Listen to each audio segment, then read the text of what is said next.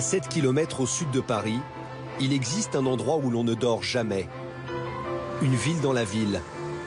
Rungis, le plus grand marché de produits frais du monde. Fruits et légumes, viande, poissons, fromages et fleurs, plus de 2 millions de tonnes de marchandises transitent ici chaque année pour desservir 18 millions de consommateurs en Île-de-France et en province. Rungis, c'est le plus grand et le plus beau plateau de fromage du monde.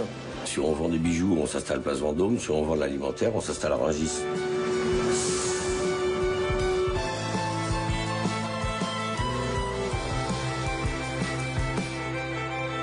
Rungis, un marché de gros destiné aux professionnels où se fournissent les commerçants et les restaurateurs.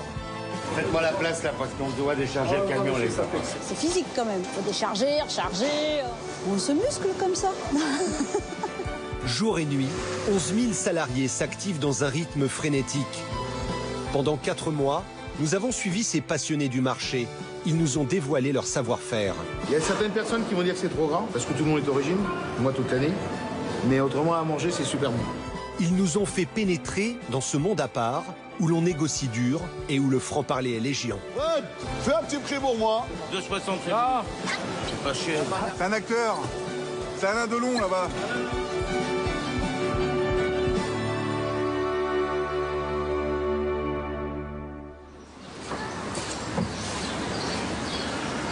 « 6 heures du matin, sur un marché parisien. Jackie installe son étal de poissons et il faut que ça file droit. Déblayez-moi les couverts à toute vitesse, enlevez-moi tout ça à toute vitesse. Là. On va pas la mettre là, on va peut-être pas la mettre là, on va voir. On va voir, posez-la là pour l'instant. Mets-moi ça derrière la place à la préparation.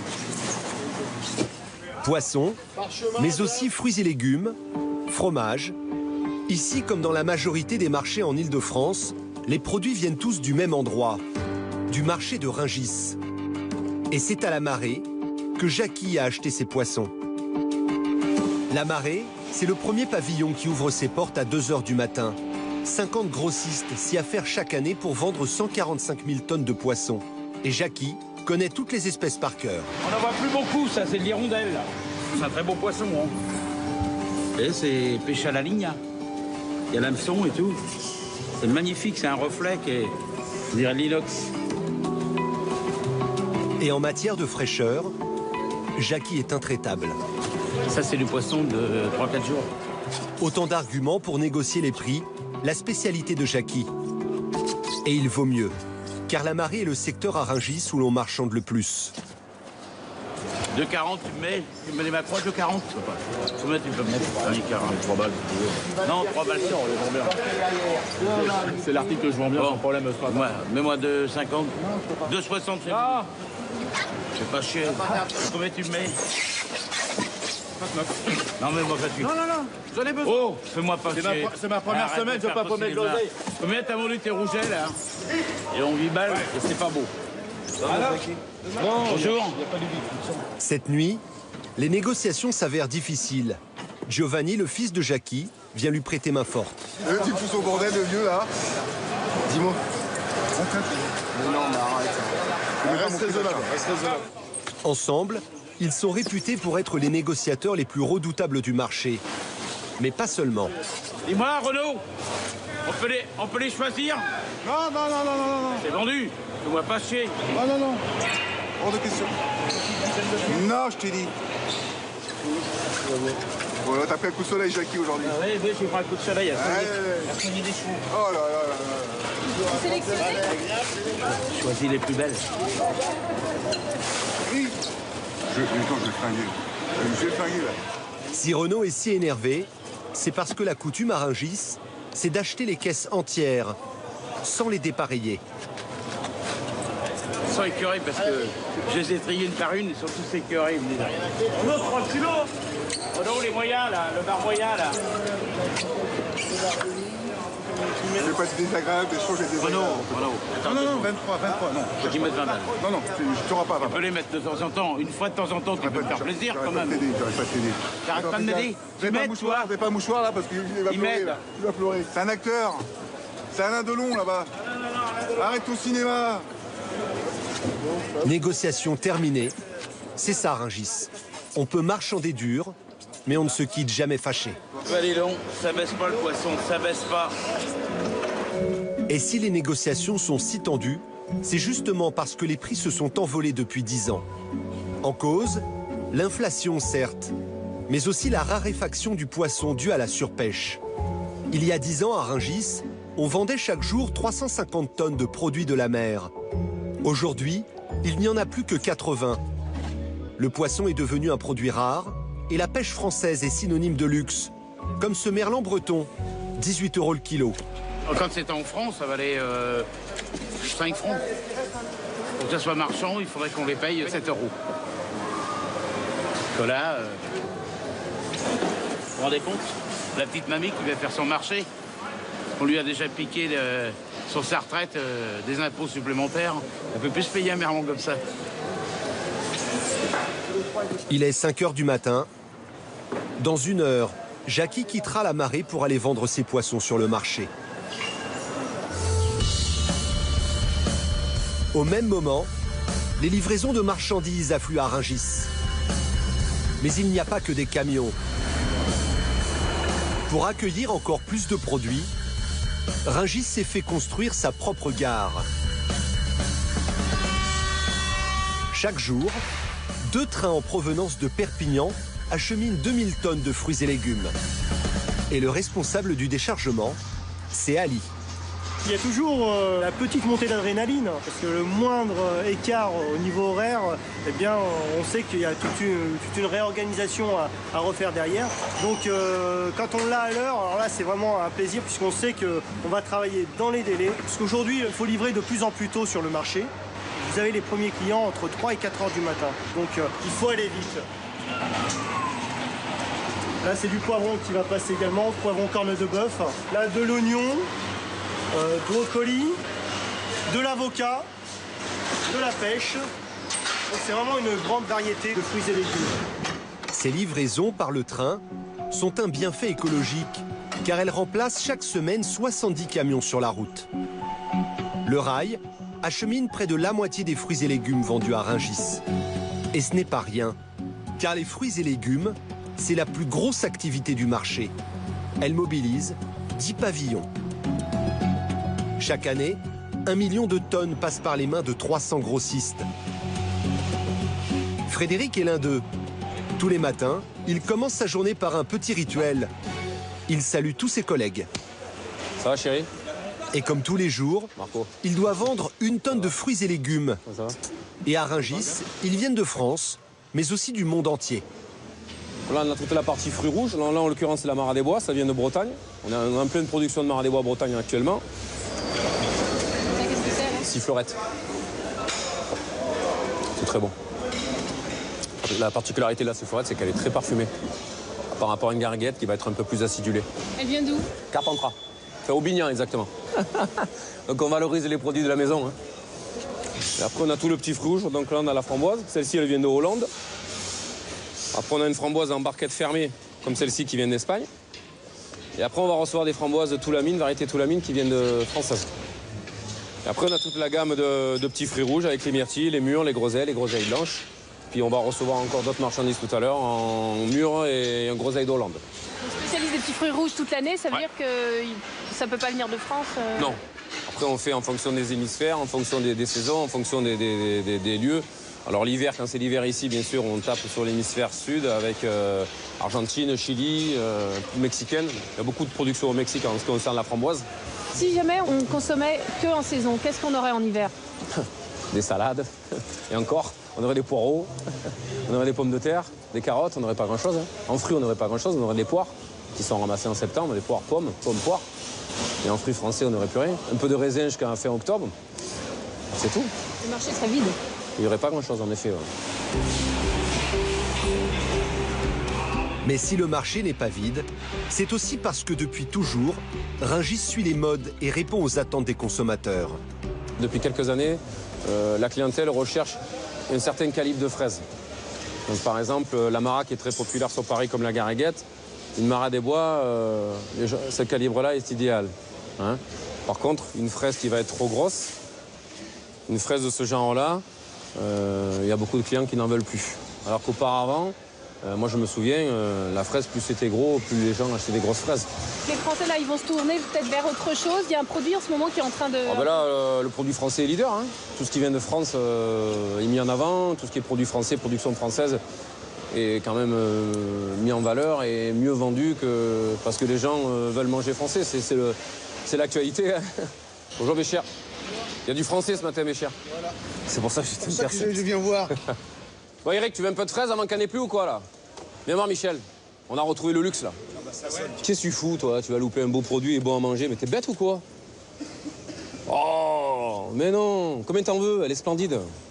Viens, je t'attends. Pendant 5 heures, les acheteurs défilent. Restaurateurs de luxe, pâtissiers de quartier, détaillants de province ou vendeurs sur les marchés, Rungis satisfait tout type de clientèle. Mais en toute fin de marché, des clients particuliers arrivent. À Rungis, on les appelle les casseurs. Ils viennent négocier dur pour acheter à bas prix les fruits et légumes qui n'ont pas été vendus. Il y a quelque chose de 0,50 €? Ah oui. Allô, Fred? Ah, Montasser. Allô. Voilà le fameux Montasser. Comment ça va? Ça va bien? Bonjour. Montasser est un habitué. Ah, c'est trop cher pour moi, ça. Il est vendeur sur les marchés dans les quartiers populaires de Paris. Il vient tous les matins à Rungis. Il y a un batterie pas cher pour moi, s'il te Je vais plaît. te faire voir Montasser ce que j'ai. Pour l'instant, je suis avec le monsieur. Ah, d'accord. J'ai des trucs pas chers devant au carreau. Voilà, regarde. Bien taché peut-être. Et peut-être Fred, il met quelque chose pour moi. Oui, il y a des 1 ou 2 tachés comme ça, il a fait moins cher, Fred. Voilà, les gars. Celle-là, qu'est-ce que j'ai acheté? Regarde. Et elle est jolie, elle est bien. C'est l'Espagne. J'ai payé moins cher. L'autre, il demande 3 €. Celle-là, j'ai payé 1 €.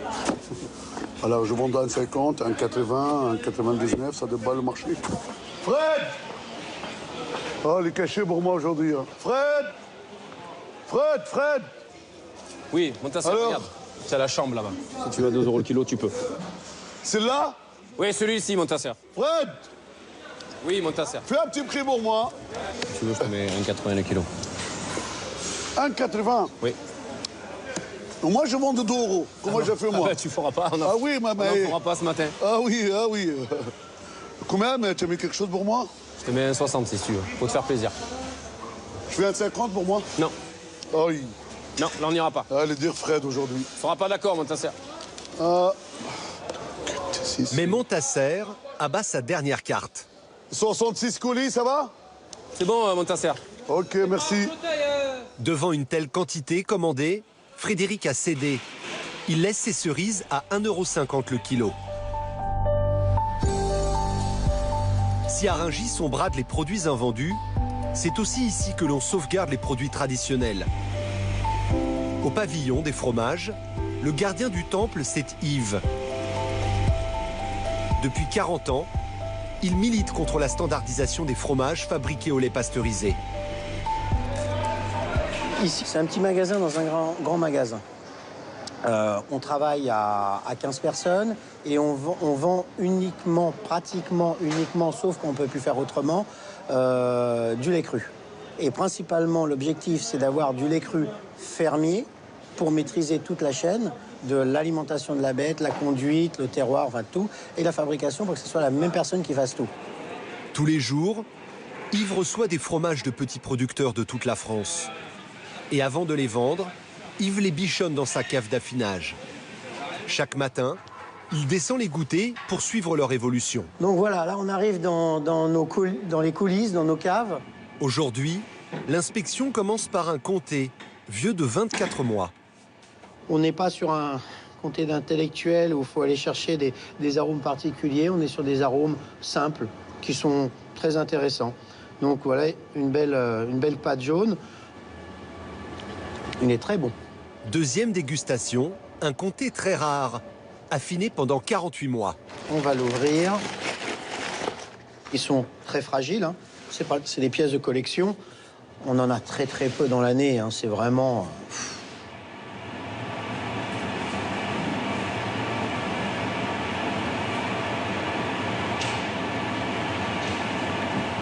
Malgré que ça soit un très vieux fromage, on suce comme un bonbon pareil. Il est soluble, il reste soluble. L'humidité s'est enlevée malgré tout, mais le fondant de la pâte est là. Une pâte ivoire beaucoup plus jaune, des acides aminés, ce qu'on appelle les grains de sel vulgairement, qui sont de plus en plus présents. Mais malgré ça, la bonne surprise, c'est qu'on sent quand même un côté fondant dans le fromage. Les gens qui ont fabriqué ça, ils ont du mérite, quoi. Hein. On a des hommes qui ont suivi ces fromages pendant près de 3 ans pour arriver à nous les emmener dans l'assiette de nos clients. Donc c'est vrai qu'il y a une certaine émotion, c'est un fromage qu'on ne goûte pas tous les jours. Et si Yves se donne autant de mal, c'est parce que ses clients sont très exigeants. Il fournit les meilleurs fromagers de Paris et d'Île-de-France. Jean-Pierre est l'un d'eux. Quel temps il a fait au mois d'août? Au mois d'août dernier, c'était pluvieux. En 2012? Ouais. Pas l'année dernière, et l'avant. Ah, là, je... Faut avoir de la mémoire dans le fromage.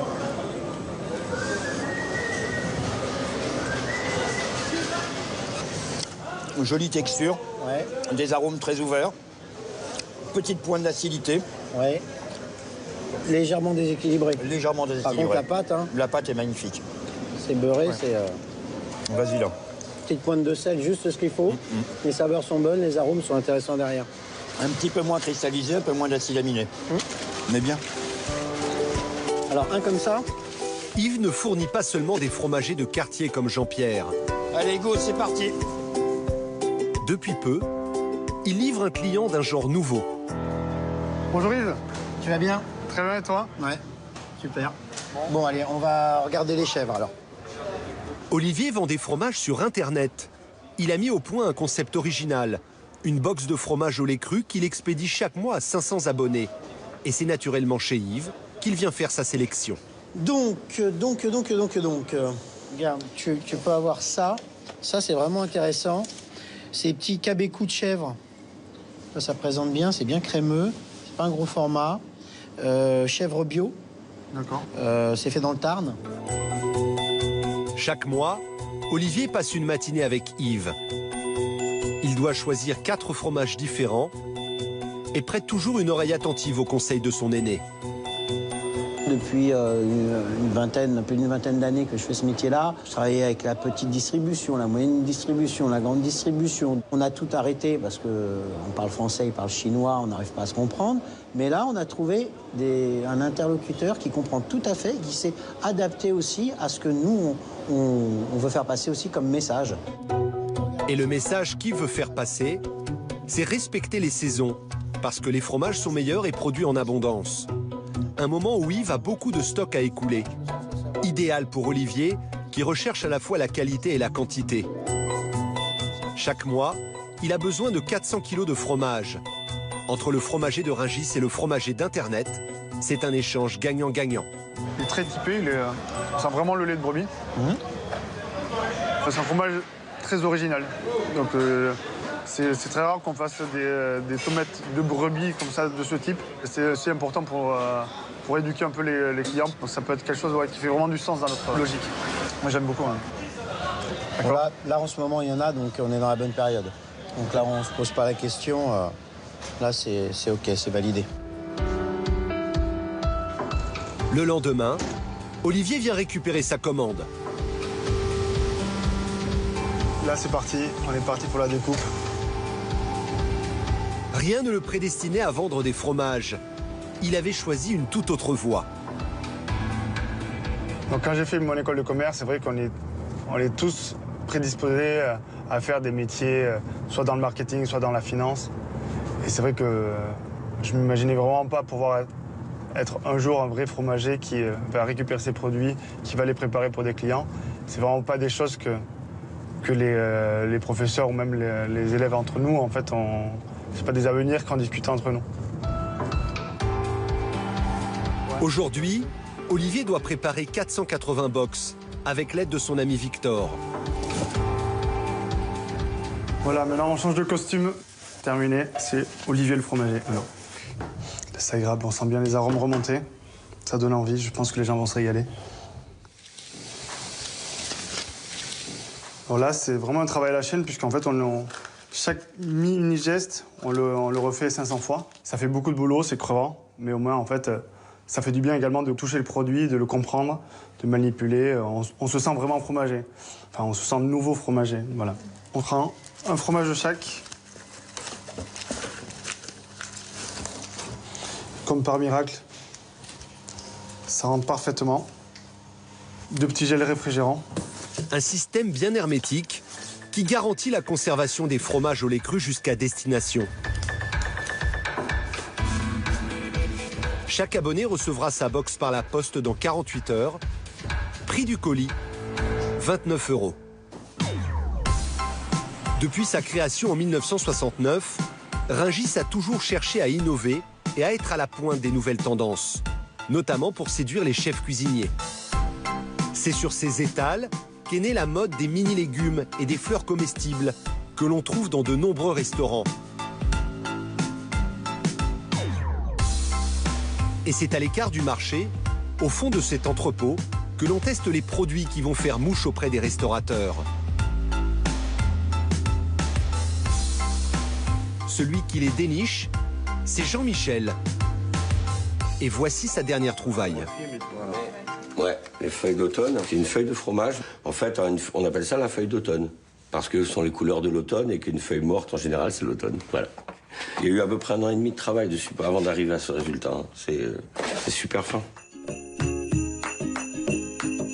Caroline est chef à Paris. Patrick, lui, tient un restaurant dans l'Oise. Ouais, c'est que naturel. Chaque mois, il s'empresse de venir à Rungis chez Jean-Michel pour découvrir ses nouveaux produits. Mais pas facile de prendre rendez-vous avec lui. Quand il est 2 jours en France, on vient tout de suite, parce que sinon après c'est un peu... L'endroit où je vais en premier, c'est chez Jean-Mi, voir ce qui se passe. C'est une aspiration, c'est... Non, vraiment, c'est le... Ouais, pour moi, c'est le nid. Il faut être ici, l'attendre. Dès que Jean-Michel met la main sur un produit rare, il le ramène automatiquement à son QG, Rungis. Le rôle du marché de Rungis, c'est la distribution, on le respecte. On s'est installé dessus parce que bon, si on vend des bijoux, on s'installe place Vendôme. Si on vend de l'alimentaire, on s'installe à Rungis. C'est une certaine logique, quoi.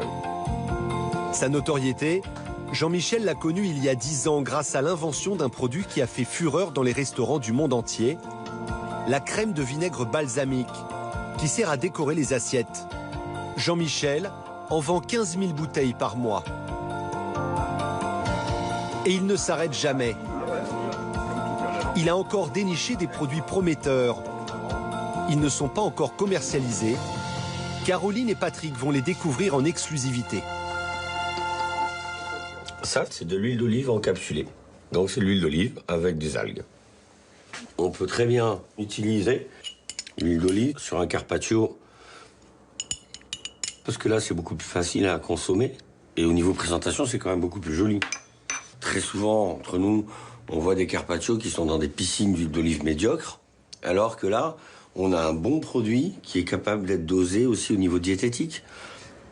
Là, ce qui est intéressant, c'est en restauration, on le voit bien, ça donne du volume. Et là, avec l'huile, on ne pourrait pas faire ça. En plus, ça rappelle les os de saumon, la couleur de... Si c'est du saumon, ça rappelle les os de poisson, ça peut rappeler... Et l'effet 3D, on peut monter en hauteur. Oui, là, c'est ludique. Et puis parce que, vous savez, il y a pas mal d'enfants qui n'aiment pas l'huile d'olive. Mais quand on la présente comme ça passe tout seul. Moi, c'est ça que j'aime aussi chez Jean-Michel, c'est son côté, c'est un vrai gamin. Hein. Il y a que lui pour décorer des trucs comme ça. C'est le truc de gamin, ça.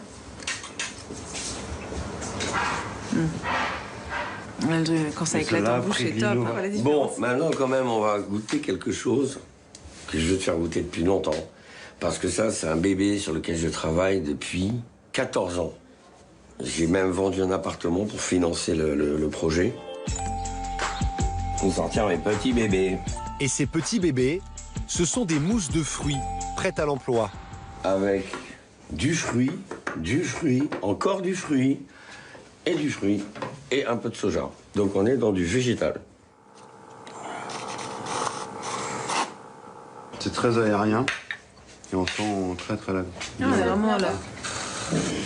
Non, on est bien dans la couleur, là. Hein. Rien. Je vais te montrer quelque chose de rigolo. Tiens. Ah ouais. Pas un petit peu de... Touche pas. Ouais, c'est génial. On peut faire plein de choses avec, même les enfants. Je suis sûre que là, pour les fruits, les parents vont être contents de leur faire manger des fruits. En plus, voilà, il n'y a pas de sucre ajouté. C'est top. Nous, on prend une purée de fruits, on la filtre, on la mélange avec du soja, on la met sous pression, c'est tout. Ce produit-là, on est un peu en avance. Aujourd'hui, utiliser un aérosol, pour quelqu'un, c'est très technologique et c'est forcément chimique. Et faire passer le message qu'on met la nature dans un aérosol et qu'on va en sortir quelque chose qui est bon pour tout le monde, ah ouais, il y a du boulot, hein. Il y a du boulot. Un boulot qui commence à payer. Jean-Michel vient de signer un contrat avec 3 cantines scolaires, ainsi qu'une chaîne de restaurants. Quant aux perles d'huile d'olive, elles ont déjà trouvé preneur auprès de 20 chefs étoilés à travers le monde, sans compter de nombreux palaces pour leur room service et des compagnies aériennes pour les plateaux repas des business class.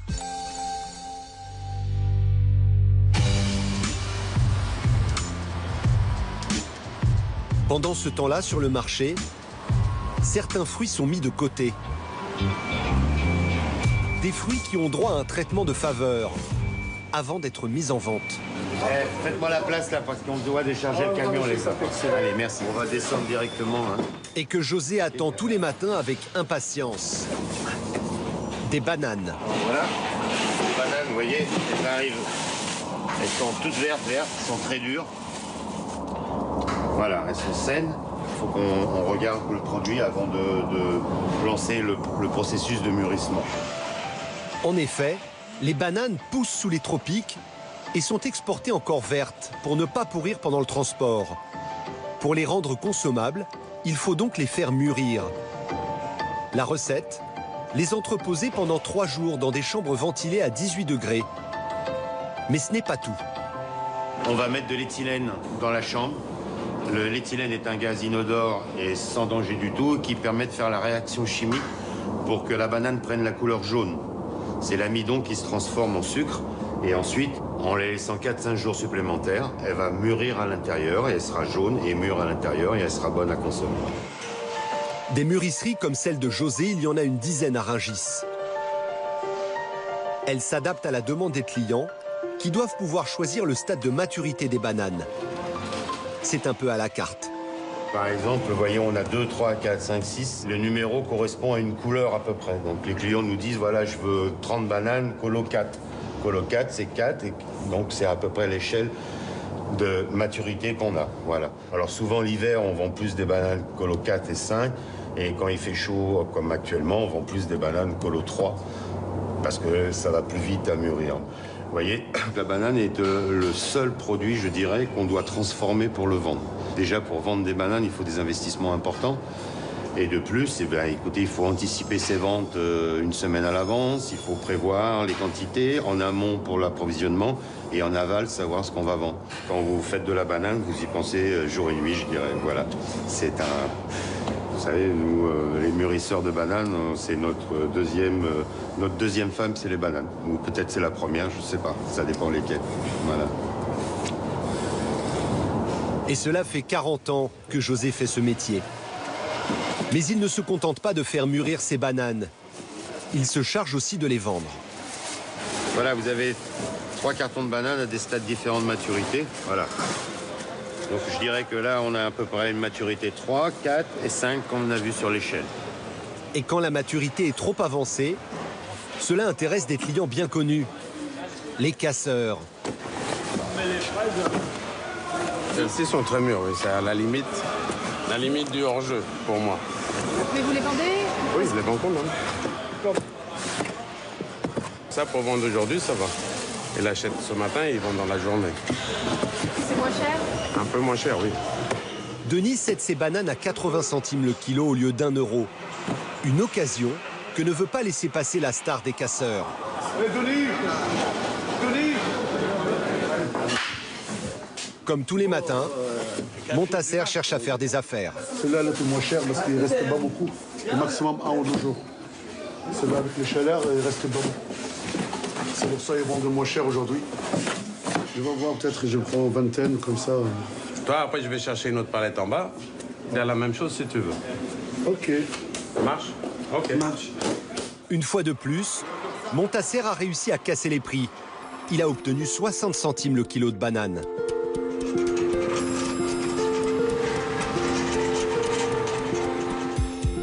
Mais à Rungis, les casseurs ne sont pas les seuls à venir en fin de marché. Tous les matins, Arnaud vient récupérer gratuitement les fruits et légumes invendus, ceux qui n'ont pas trouvé d'acquéreur, même auprès des casseurs, et qui sont encore consommables pendant 2 ou 3 jours. Ça va? Oui, ça va. La mission d'Arnaud, les redistribuer à des associations caritatives, comme les Restos du Cœur ou le Secours Populaire. T'auras quelque chose pour moi cette semaine? Ouais, regarde, j'en ai là. Ok. Ok, Arnaud. Vous donnez souvent de la marchandise à Arnaud? Bien sûr, tout le temps même. De bon cœur même, 2 fois. Vous pouvez lui demander, il est là. Je sais que ça va être trié et consommé derrière. Donc je préfère que ce soit dans un estomac que dans une poubelle. Regardez le poivron là-bas, là, le mini poivron là. Je donnais une palette entière, du piment vert comme ça là. Je ne donne pas juste pour nous faire plaisir. Et ça aussi c'est important, nous on n'est pas là pour quémander auprès des grossistes de la marchandise. On est là, on leur rend un vrai service. Quand ils nous donnent, c'est que la marchandise, soit ils peuvent plus la vendre, soit ils leur prennent de la place sur leur stand. Et du coup, voilà, le fait de donner, ça les arrange aussi. Et en plus, derrière, il faut une bonne action. Un système qui fonctionne bien, car il arrange tout le monde. Tous les matins, Arnaud va frapper à la porte de plusieurs grossistes. C'est lesquels qu'on donne carrément? Les 2 ou 3, dans les 3. Bah voilà, c'est ça. Carrément, t'as amené mon poids lourd alors. Ça, voilà, c'est nickel. Nous, quasiment rien à toucher. Faire attention parce que la banane, ça peut chauffer un peu. Donc il faut bien l'aérer. Et voilà, c'est parfait pour nous, c'est nickel. Ça, donc c'est là, donné. les 3 palettes, là, ils nous donnent ça. Donc, On est lundi, il n'y a pas de vente. Et demain, on commence à tigrer, c'est-à-dire il y aura les points marrons là. Après, ça va finir à la benne. Donc je préfère les donner que de les jeter. De toute façon, c'est toujours du gagnant-gagnant, quoi. Parce que lui, après, sinon, il doit la détruire, ça va lui coûter de l'argent, ça lui prend de la place. À partir du moment où tout le monde peut s'y retrouver, ça marche pas.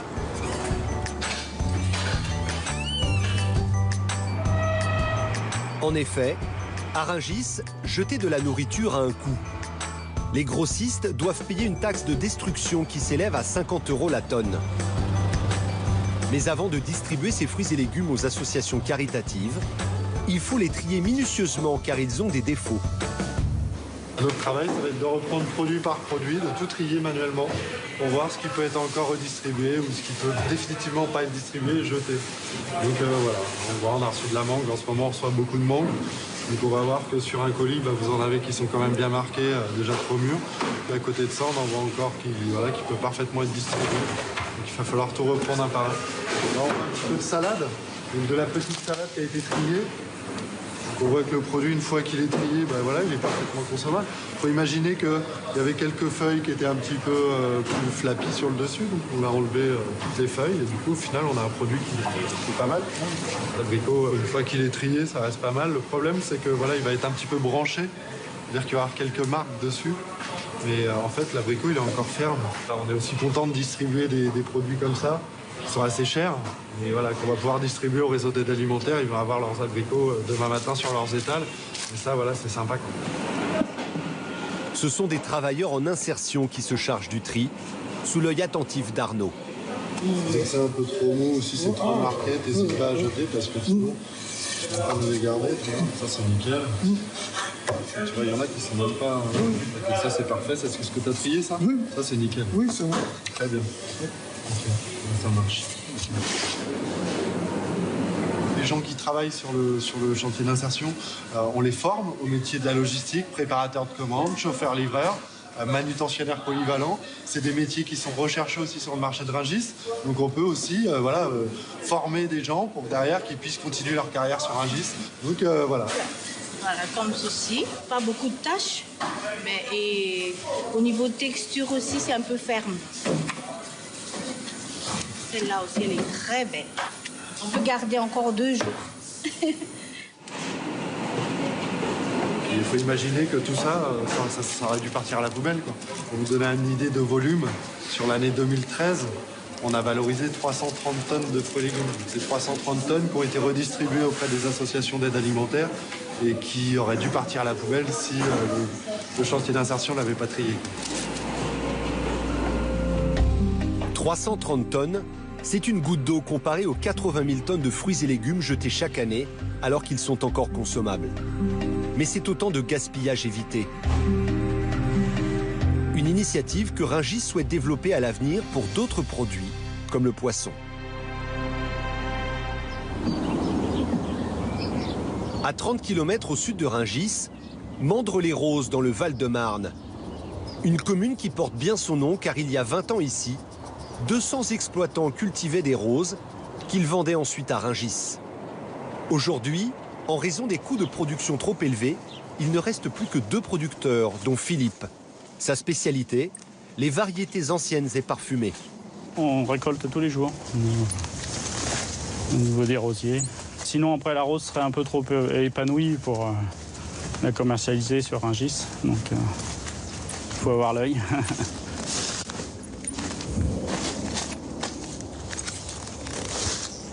C'est des variétés relativement sensibles au manque d'eau et tout ça, donc on les met régulièrement à l'eau le plus vite possible.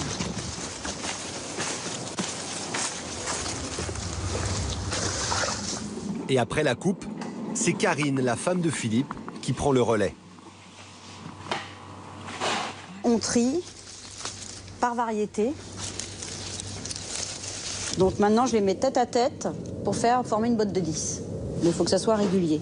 Et en même temps, je regarde s'il n'y en a pas une de cognée, une d'esquintée, ou qui soit mangée par du trips, une bestiole qui nous mange bien le cœur de la rose.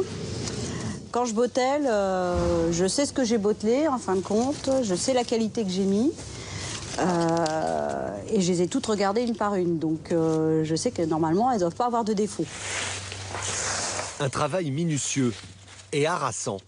Car la journée, Karine s'occupe des roses sur son exploitation. Et la nuit, elle les vend à Rungis. J'essaie de gérer mon sommeil en fonction des jours. Alors, il y a des jours où je dors 1 heure et parfois je dors 3-4 heures. Quand c'est la fête des mères, là, on dort 1 heure par jour et encore. Hein, il est arrivé de faire 48 heures sans dormir. Mais bon, c'est une question d'habitude. C'est une question d'habitude. Moi, ça me gêne pas. Je m'endors facilement, je récupère facilement. Donc, c'est pas gênant. Vous n'êtes pas fatigué? En fin de saison aussi. Ça se ressent.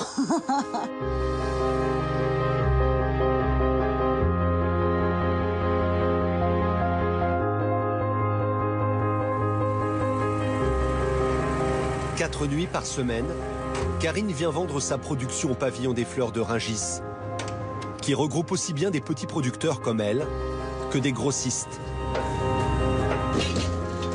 C'est parti pour une nouvelle nuit à Rungis. Karine fait partie des rares femmes qui travaillent sur le marché dans ce milieu si masculin.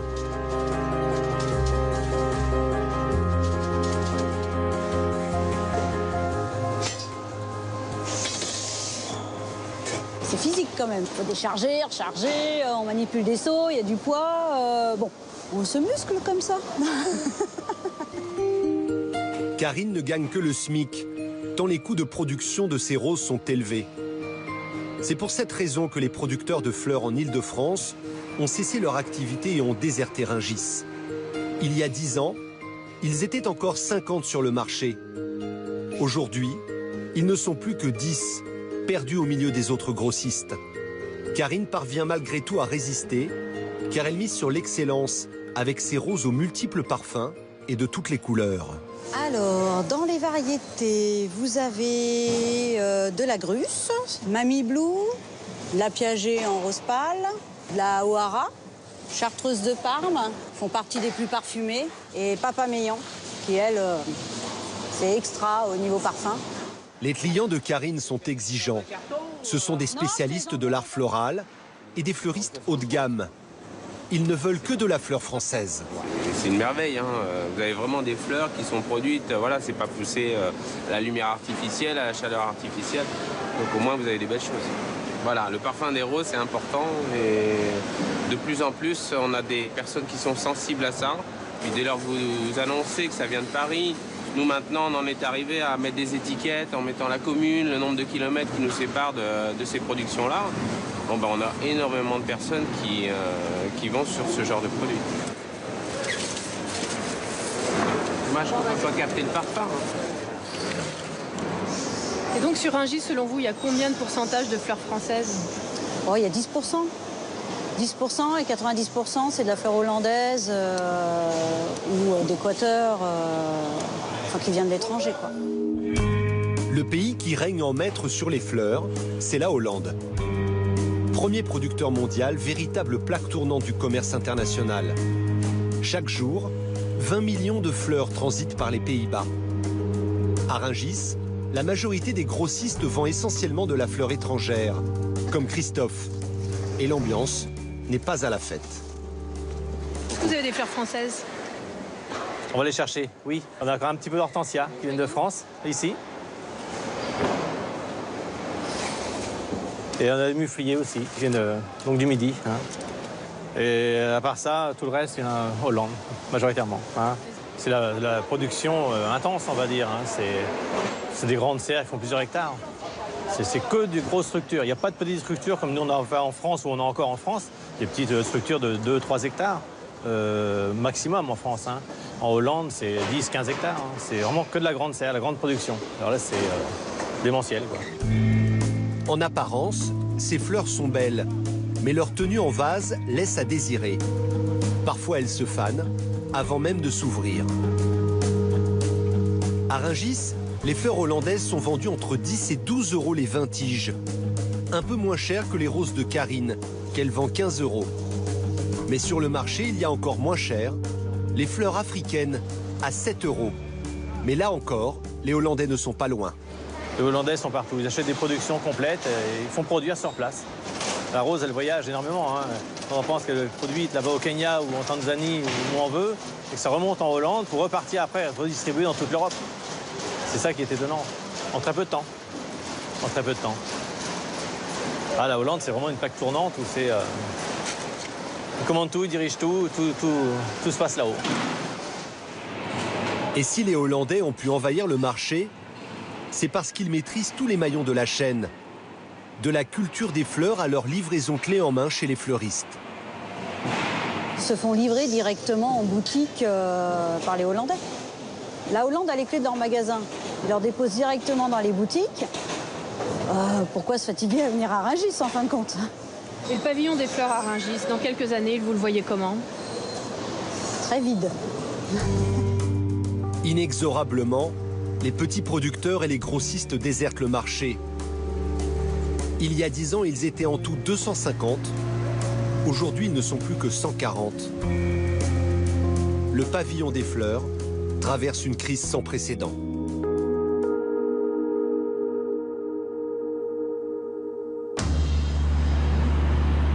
Mais Rungis sait aussi renaître de ses cendres. Le pavillon des viandes a connu une longue traversée du désert suite à la crise de la vache folle, puis celle de la fièvre afteuse. Et pourtant, il s'en est sorti. Son salut, misé sur la traçabilité. Aujourd'hui, c'est à Rungis que l'on trouve la viande la plus sûre, la plus tracée. Et tout commence lorsque les carcasses arrivent. Elles viennent de France, mais aussi d'Europe. Dès qu'on vend quelque chose, ça part derrière la coupe et on remonte les autres, ainsi de suite. Ça fait un cercle. Contrairement aux autres produits vendus à Rungis, comme les fruits et légumes ou le poisson, la viande nécessite une longue préparation avant d'être emportée par les acheteurs. Je lève les épaules sur les agneaux. Et ensuite, après, je coupe ça en trescote ou en demi.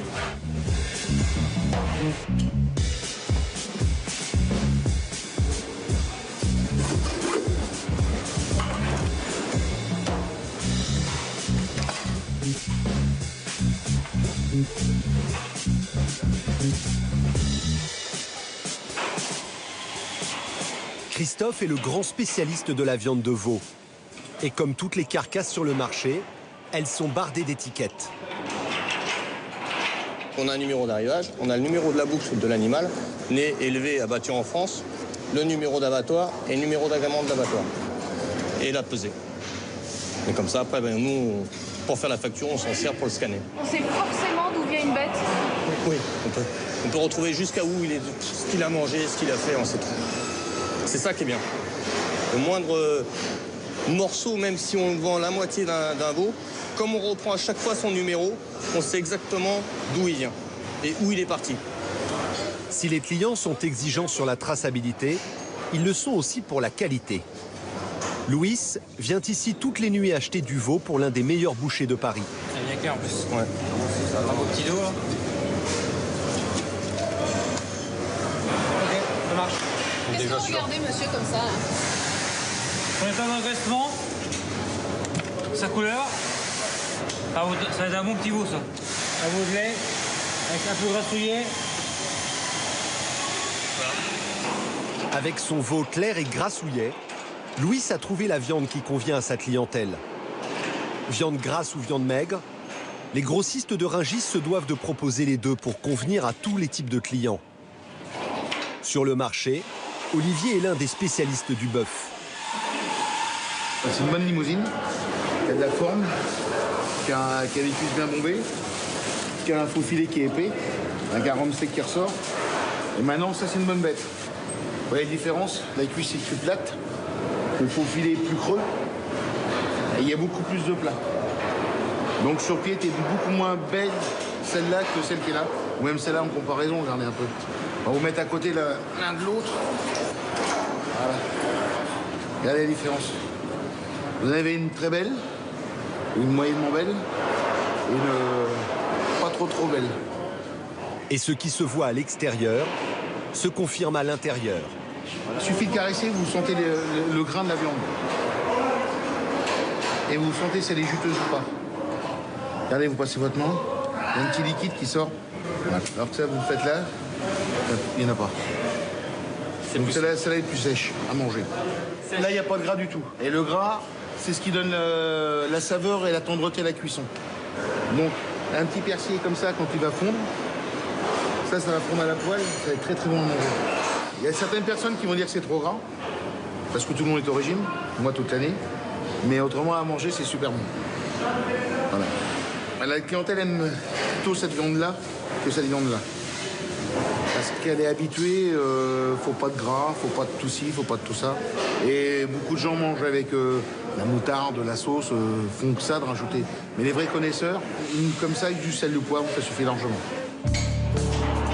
Grâce à la diversité, la qualité et la traçabilité, le pavillon de la viande se porte bien aujourd'hui. 300 tonnes de viande bovine sont vendues ici chaque jour. C'était 2 fois moins lors de la crise de la vache folle. Mais si le pavillon a remonté la pente, c'est aussi parce qu'il a misé sur un secteur en pleine croissance, le halal. Et Carme, combien? Francis est le premier à y avoir cru. Combien il y a de grossistes, de marchands qui vendent de la viande halal, pour avoir une idée sur Rungis? Dans ce pavillon, tout le monde. Toutes les sociétés ont forcément un rayon halal, que ce soit dans l'agneau, que ce soit dans le bœuf, que ce soit dans le veau. Même si ce n'est pas exclusivement halal, il y a forcément du halal et du non halal. Ça, mon Dani? Ouais. 20 000 tonnes de viande halal sont vendues chaque année sur le marché. Cela représente 25% des ventes des produits carnés. Et là aussi, la traçabilité est optimale. Tout est informatisé. Ouais, je fais le tri, je te donne ça. Donc on y voit que le nom du client, notre numéro codé à Rungis 91, le numéro d'arrivage qui permettra de déterminer de quel lot la viande qu'il a pris, ce client-là est issu, avec tous les éléments de traçabilité, donc ses quantités, son poids, sa désignation, etc. Je n'ai plus qu'à y mettre le prix. Pour Francis, que la viande soit halal ou non, c'est la qualité qui prime avant tout. Il ne faut pas prendre le mot halal comme un mot, comme une viande un peu étrange venue d'ailleurs, c'est pas du tout ça. L'agneau à la base, c'est le même. Le mode de tuerie est différent, mais à l'arrivée, la viande, c'est la même. Ça n'enlève en rien les qualités gustatives, ça n'enlève en rien dans les qualités de tendreté, voilà, tout est identique. La différence, c'est en effet le mode d'abattage. Les agneaux halal de Rungis sont étourdis par électronarcose avant d'être égorgés par du personnel autorisé et agréé par les autorités musulmanes. En revanche, les bêtes qui ne sont pas halal sont traditionnellement abattues à l'aide d'un poinçon dans la tête. Si tu veux la marchandise extra comme je te mets d'habitude, regarde. C'est genre 30, au moins une quinzaine comme ça. 6,40, je vais te mettre une quinzaine comme ça. 6,40, laisse-moi faire. En garantissant la traçabilité du halal qui passe par le marché, Rungis permet de redorer le blason de cette viande qui a eu parfois mauvaise réputation. Francis tient à dédiaboliser cette image. Je pose deux questions. Quelle est la personne de 10 à 25 ans qui a jamais mis les pieds dans un kebab? Donc, tous nos jeunes de 10 à 25 ans ont forcément, et ils adorent ça d'ailleurs, manger un kebab. Qu'est-ce qu'on trouve dans le kebab? De la viande halal. Et je repose une autre question. Quelle est la personne de 5 à 95 ans qui n'a jamais mangé un couscous? Que ce soit en France ou que ce soit dans le pays du Maghreb. Qu'est-ce qu'ils trouvent dedans? De la viande halal. Alors pourquoi ces personnes-là qui mangent de la viande halal à des occasions où ils font la démarche, parce que ça leur fait plaisir d'aller manger de la viande halal, pourquoi ces gens-là trouveraient quelques problèmes que ce soit à aller l'acheter chez Pierre, Paul ou Jacques ou chez Ahmed ou Abdel? Voilà, c'est aussi bête que ça.